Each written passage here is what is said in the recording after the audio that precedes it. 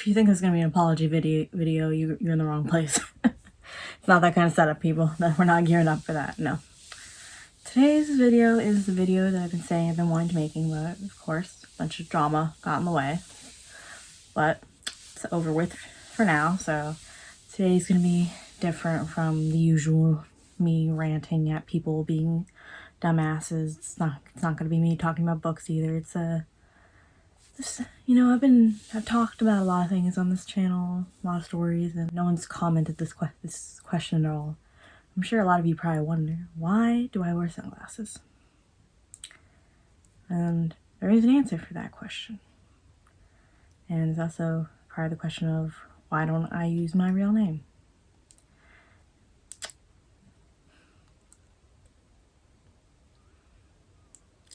I feel like I was so much more prepared for the idea of this video, but now actually filming it, feels very strange, to say the least. But let's see how it goes.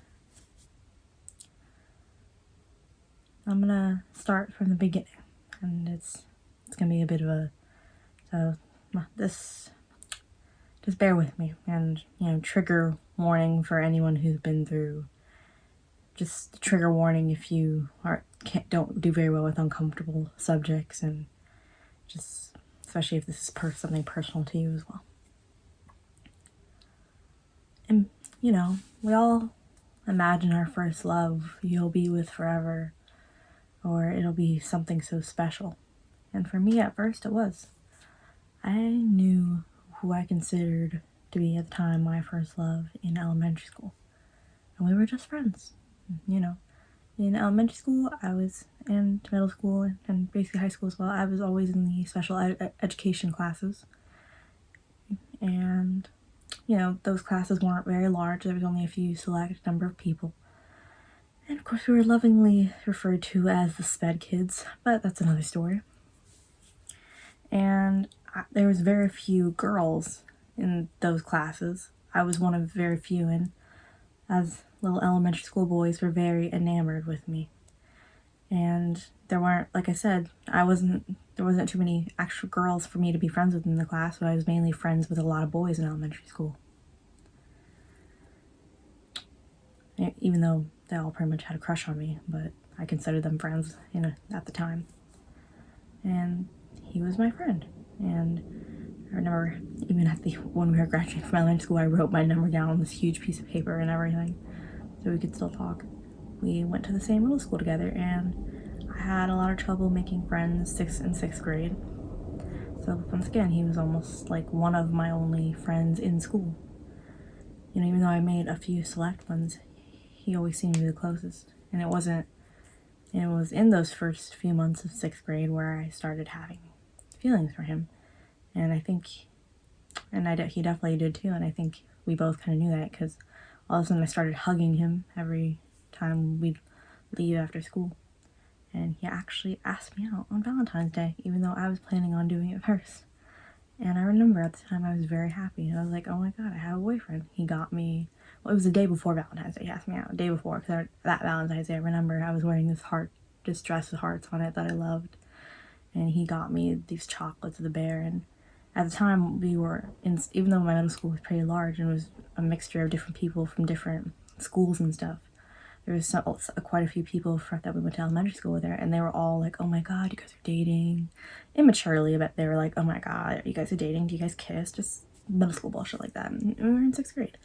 I don't want to say we were a power couple, that seems a little weird to say, but people knew about us. And they're like, a lot of them were like, she's with him, or how does that work? And I don't know, maybe that should have been my first sign.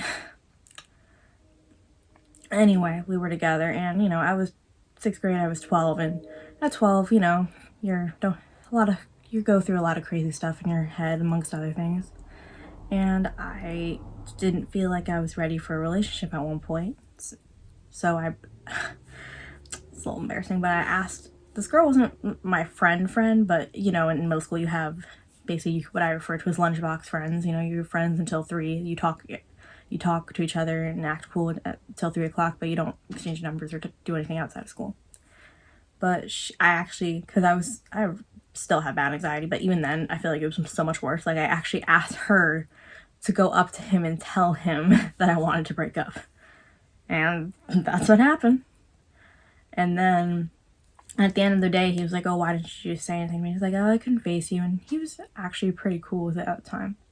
Little did I know that I should have stayed away at that time. And as months went by, feelings started back up, and he actually asked me if I would consider getting back together with him. And I did. I agreed to it. And it wasn't until the end of that year, on the last day of school, literally, is when we had our first kiss, because I kissed him. I literally told him to close his eyes, and I kissed him. Some corny shit, let me tell you. And I was like, so, like, I didn't even let my parents know I had a boyfriend. I was so, like, anxiety. Like, I didn't want them to know that I literally did not see him the whole summer. Like, I came up with excuses, and he accepted it, I guess, and didn't say anything. My parents eventually found out, because he got me it wasn't even anything he bought. He found this locket, gave it to me, and I put his picture and my picture in it. My parents were like, oh, why is his picture in there? And well, they put two and together, like, oh, he's your boyfriend. And they already knew him because, like I said, we went to elementary school together, so they'd seen him at school functions, and my mom actually had met his mom, so my mom knew who his mom was. And and his sister got into middle school in 7th grade, so me and her actually started becoming friends as well. And so we started officially dating. Like, you know, our parents would take us to the movies so we could go watch movies. I remember our first day we saw Insidious Chapter 2 and all that fun stuff. And it was good for a while. It was actually good. It felt good. And then in 7th grade, because he found out I was moving in 8th grade, decided to break up with me. Because he was like, oh, I can't see you, I don't have a car, and, you know, stuff of that nature. I mean, at the time, it was pretty, like, I was very upset about it. I remember I told his sister right after it happened, and she was, like, selling candy bars at the time, and she gave me a Kit Kat bar, which I appreciated. I was really upset for a while, but if I knew what was going to happen, I probably would have stayed away. And at the time, I still wanted us to be friends, but we actually got back together at one point. Wait, sorry. Okay, I'm moving ahead of myself. That was the second time we broke up. The first time we broke up, it was because his parents, it was actually even before we started hanging out. It was before my parents knew. His parents found out and told him to break up with me, and he did. That was the first time we broke up. The second time we broke up, the one where he broke up with me because I was moving, he actually broke up with me through text message. And I can't. He couldn't even face me after. Like, I had to chase him down in school, and I remember the next day to just get him to talk to me. But yeah, like I said, you know, I told his sister gave me the Kit Kat bar, and that was that. And I still wanted us to be friends because, you know, I was still enamored by him. And also, in between this time, there was a point where, mind you, we're like in 8th grade, 7th grade, he was actually asking me if I wanted to have sex and stuff like that. And I said no, and at the time.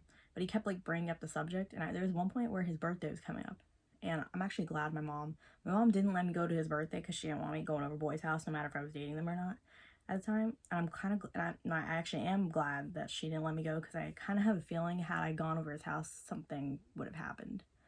Because at the time, if I'm being honest, we were like 7th, 8th grade. I didn't even know what consent was at that time. And I don't even think he knew what that word meant. So yeah, I'm not saying anything of that nature would have happened, but the possibility was there, and I'm just glad I didn't go over his house. I'll just leave that there.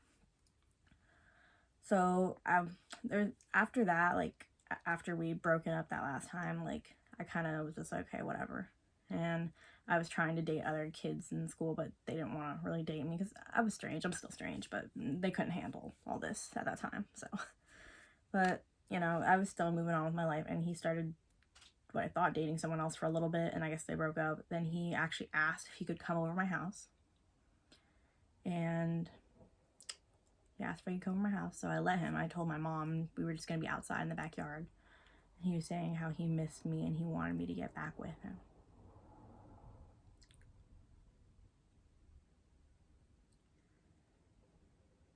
That's when he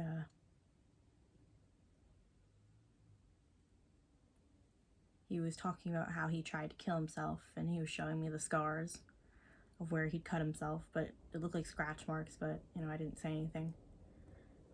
And he'd also, before this, sorry I'm all over the place, but before this, he'd been drunkenly texting me. He would send me these weird texts, and he would say he was drunk. And mind you, we were in 8th grade at that time, and I'd never really interacted with people that were under the influence of stuff like that. So I was a little thrown off by that even before then. But I agreed to meet with him because because I was 8th grade and in 8th grade, and I still cared about him a bit. So like I said, back to that moment we were meeting, he was saying how he tried to kill himself, and he pulled out his pocket knife and he held it out to me and he said, "If you want to kill me, kill me." I froze in that moment, and I was just I think I definitely went into survival mode at that moment because I was scared. And I actually took the knife from him at one point, not to do anything, obviously, but to take it away from him just because I didn't know what was going to happen next. I didn't know if he was going to suddenly freak out because looking back, he definitely seemed unstable at the time. But then I thought, if I take it away, it might escalate the situation. So I just very quickly gave it back to him, and I calmed him down, and I said, I'll think about getting back together with you. And I actually kissed him and hugged him. And it's I was literally in survival mode. I think I was doing whatever I could to calm him and pacify him. And then maybe, I don't know, a day or two later at school, because in a group, there was a group of people around, I told them, I can't get back together with you. I don't want to, because I knew if I did it in front of people, there was no risk of him doing or saying anything of that nature in front of people. Because after that point, I was scared of him. I thought, this guy he could come in my window because he knows where I live and kill me. He could do this, he could do that. There's a multitude of things he could do if he wanted to. And that's when, honestly, I'd say my nightmare began. I was stuck in my own head with anxiety and fear. I was afraid to just go walk down the street or walk around my neighborhood that I lived in at the time because I didn't want to run into him. And at the time, I couldn't understand it. Because I was still 14, I didn't realize what had happened was as wrong as it was. I just remember not wanting to be around him and fearing him. But I couldn't understand why I was feeling that. And I was moving at the time to another town, so I wasn't going to be around him anymore, and I was looking forward to that. And I remember he tried calling me at one point, and I just blocked his number after that.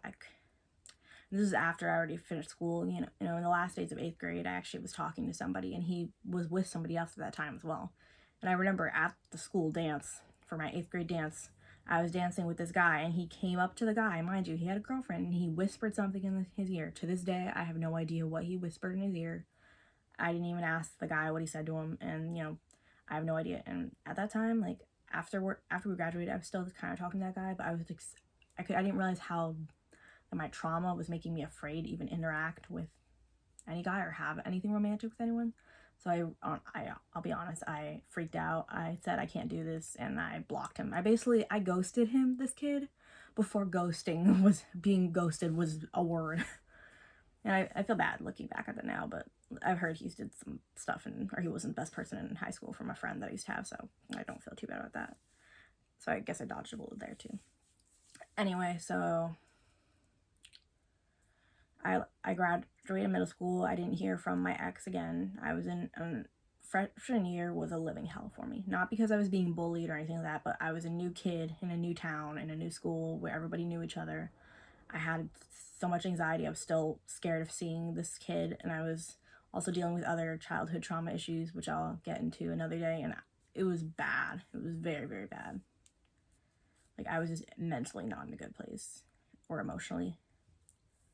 And, sophomore year, I actually, I got better. I found my spiritual calling. I got really into my spirituality, and, as you see, I've done card readings on this channel before, so. And I know it sounds cliche, but I really do.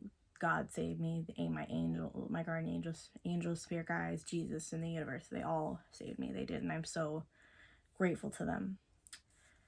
And, I think it was also sophomore year that I finally was able to, or starting to put the words together of why I feared him.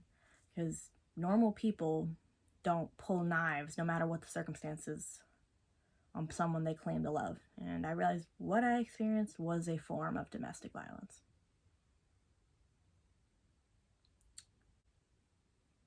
Yeah.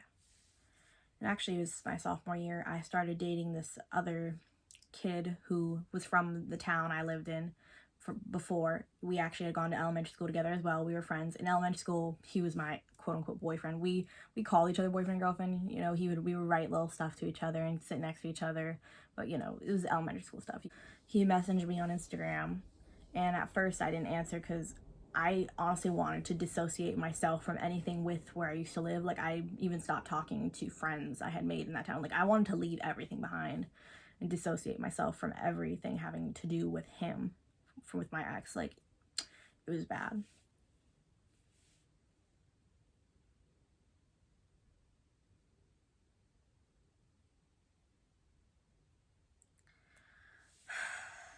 So I started talking to this other guy, and he was actually friends with my ex at one point. And at first I didn't respond back, but then he later messaged, "Hey, is this the right person?" And that's when I messaged him back. I said, "Yeah, sorry, I don't really like to talk to people from middle school, just from bad memories, and I didn't want to at first because of that." And he accepted that answer, actually, and we got to talking and was like, "Hey, I really miss you, and we should, you know," and we went on a date and all that stuff, and we started dating. And that's when I told him about what had happened.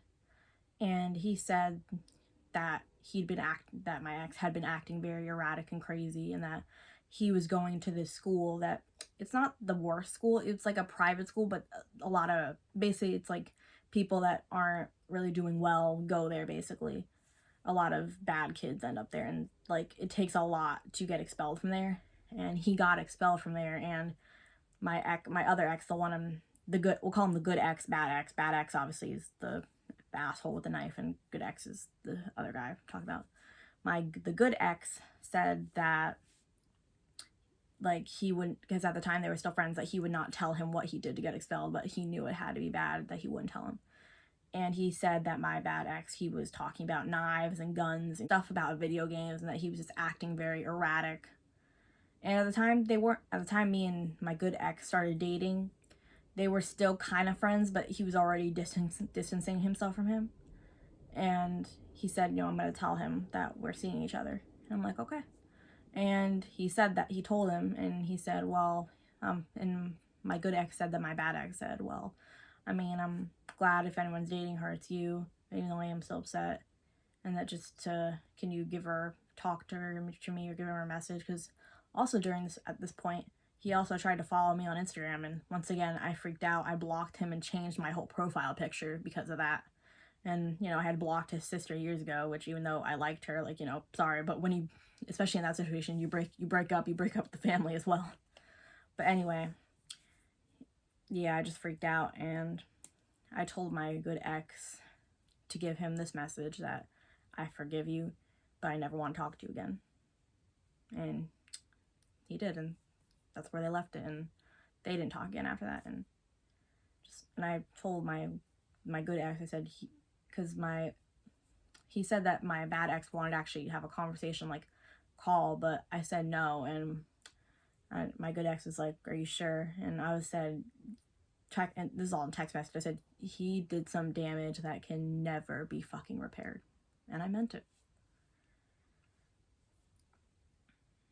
So that was where that ended, and I haven't spoken or seen anything of him since.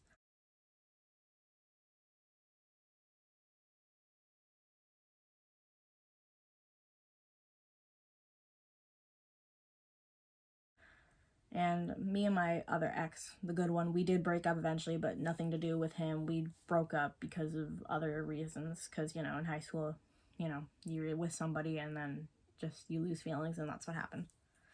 Which, you know, we ended on good terms, I guess. Even though we never talked again.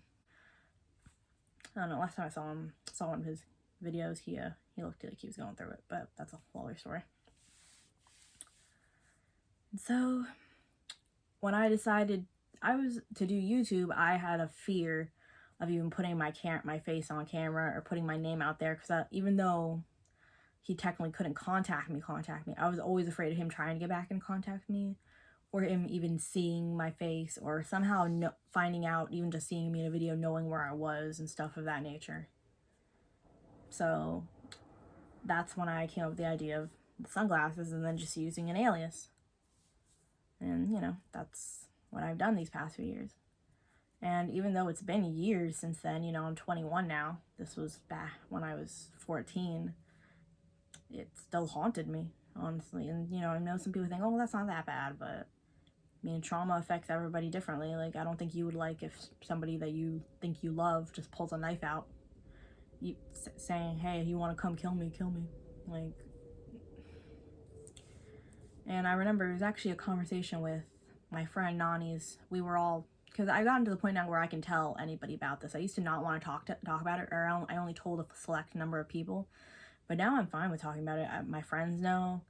I've talked to in one of my classes about the experience. I've told my friends in my dorm when I was dorming in school. And I did tell my mom at one point. My dad, I mean, I think I don't know if my mom told him, but my mom was kind of drunk when I told her, but I did tell her about it. And I remember her saying that's part of the reason why you're afraid of boys. I'll admit, it's been hard for me to have relationships, and that's part of the reason. There's also other reasons, but like I said, we'll get into that another time. And like I said, I was having a conversation with Nani, and her sister was also there because, you know, she's old enough to hear about the stuff, and she actually said, is that why you don't show your face still to this day?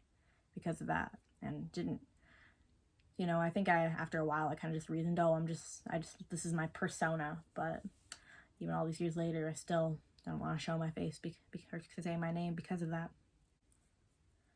That ends today. I've been giving this person too much power by not doing that, by by not trusting, by just doing all these things, like even in relationships. In my friend Nani, once again, she pointed this out to me as well. It's like, you always seem to cut off relationships before they get too deep in. I had a boyfriend that I broke up with back in April just because, you know, he was somebody I knew in high school, but we started dating and, you know, it was okay, which that's a whole other story time I'll get into, but we were okay, but we just didn't connect. And that's the reason why I broke up. But I do get what she was saying, how, you know, I do cut things off before they get emotional. And my first boyfriend ever, he wasn't the last one to hurt me in a relationship. I also had another relationship during COVID where I met this guy online. We started talking and we were FaceTiming and stuff of that nature, but then he got crazy, basically, you know, and it wasn't a situation where sending pictures or blackmail or anything of that nature, but he started becoming jealous and just wanting to know what I was doing all the time. And, you know, then after we broke up, he just sent me these really horrible messages, just calling me names. So I pretty much blocked him on one account, and he said, oh, let's try to be friends. But I pretty much just, yeah, no. And he has another girlfriend now anyway, so I'm out of his orbit. But it's always the first one that leaves the most impact on you. When they say, you know, my first love broke my heart for the first time, he broke it in the worst way possible, I'd say. But that ends today. I'm not giving him any more power over this. And if you are watching this, if any asshole guy that I've dated or talked to, do not contact me. Do not try to say anything to me. Because when I said I never want to talk to you again, I sincerely meant I never want to talk to you again. And today I'm taking back my power.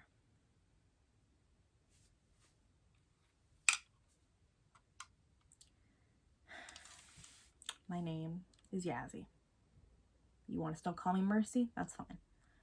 And technically Yazzie's only a nickname, but you'll find out my full name in another 3 years. I don't know if I'm gonna keep making videos without these. I'll be honest, I still like the sunglasses look, even if you can see my ring light in them. But no, I actually enjoy this whole aesthetic, so I might keep that. You can call me Yazzie, you can call me whatever, but this is who I am. If you know me in real life, please do not comment. I'll do without the cringe, and I can do without the embarrassment. So this is me. Don't make the same mistakes I made, and let the idea of somebody keep you from being authentically you. This is me. And if you or someone you know is a victim of domestic violence, or if you've just been hurt, there's gonna be a bunch of links in the bio for you to get help. If you're suffering, if you're just emotionally just suffering in any, if you are hurting in any way, please seek help. And there will be links in the bio for you to seek that help. This is a definitely very strange film without the sunglasses.